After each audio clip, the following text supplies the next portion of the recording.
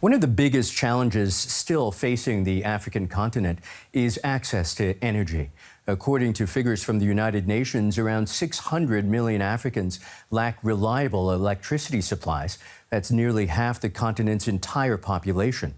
In the past, Western countries like the United States have pushed African nations to abandon fossil fuels and move toward green energy to help meet demand in global climate goals.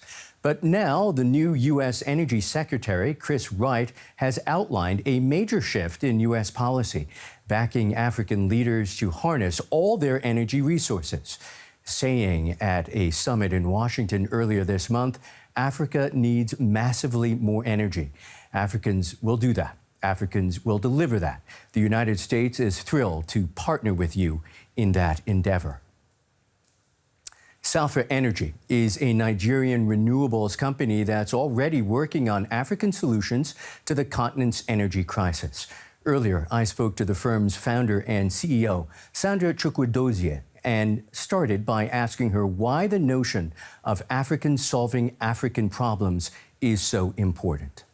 We've seen that in the past, Africa always has the resources, whether it's oil, gas, but the challenge is that we are just on the transactional side. So essentially, our products get mined off the ground, shipped off abroad, and then the beneficiation happens there. What we are saying right now is that for this to be just and fair, we want to move from transaction to transformational partnership, where the value chain for the clean energy transition is domiciled in Africa.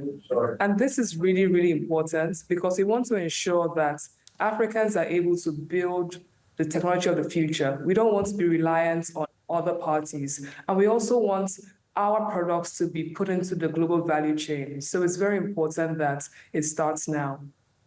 Your company, Salfa Energy, has won plaudits and awards. Tell me what inspired you to be so revolutionary? What inspired me is the people, actually. So it's not really about the products, but it's about the people that we have. And it's important that we build capacity locally in the country. But at the same time, the challenge with energy access is that we have over 600 million Africans who do not have access to electricity. It's a big issue. And how do we solve this? And it was important for me that we looked at a new system, a decentralized way of providing power where people need it.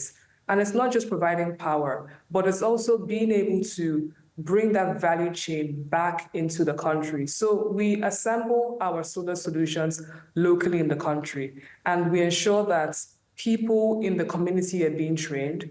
At the same time, we understand that to move at scale, it's important that we distribute massively. Africa also has a big challenge when it comes to being able to afford products. You find that end users aren't able to buy products up front. And so what you have is a situation where we need to finance these products. We bring in the capital. We work with financing partners who essentially unlock people's spending power by ensuring that they can purchase products on a monthly basis. And so we've driven scale, and we've done that for over 2 million Nigerians, and we plan to do more. We ship across the continent. We're in Ghana, we went to Cameroon as well. So these are the ways that we at Salfa are making a difference. About 40% of Nigerians don't have access to electricity supply. How do your solutions help them? So again, a new paradigm. In the past, we had centralized energy, where you have a big power plant and it serves swaths of communities. What we are saying is that the grid cannot move as fast enough into rural areas. And these are people who need energy the most, and even peri-urban areas. So what we're proposing is a decentralized system where energy meets you where you need it. So essentially, we would sell power stations, for example, to a business, and that can power their appliances. It can help them have lighting to ensure they can extend their business working hours. And they save money because the economics of solar is that the panels are going down, the batteries are going down in cost. So it's a massive sustainability. Yeah. Sandra, your way of working at Salfa Energy is different. It seems to be about giving power and energy to your workforce as well.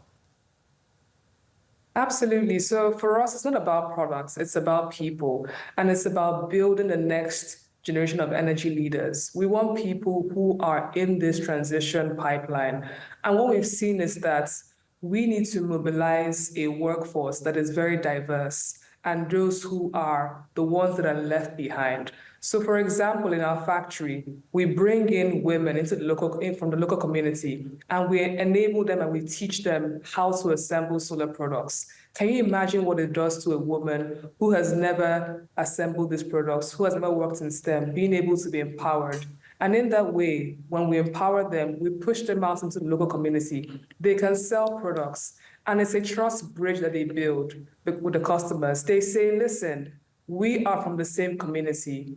I have assembled these products in the factory. I've used these products. They've worked for me. They can work for you. And through that, we're able to push them from assembly, from sales. They even install the solutions for homes and businesses. So what we're doing is creating jobs that are dignifying to people. We want to ensure that this huge youth bulge that we have, I mean, over 360 million Africans are going to be in need of a job in the next 10 years. How do we solve that when we only have 150 million jobs? So it's important that we begin to show people that green jobs are the future. And that's what Salfa is doing. And one thing I want to say is that at the end of the day, we want to be that company that says, we did this. We said, let there be light on the continent, and there was light. Our deep thanks to Sandra Chukwudozie, founder and CEO, Salfa Energy. Thank you, Sandra.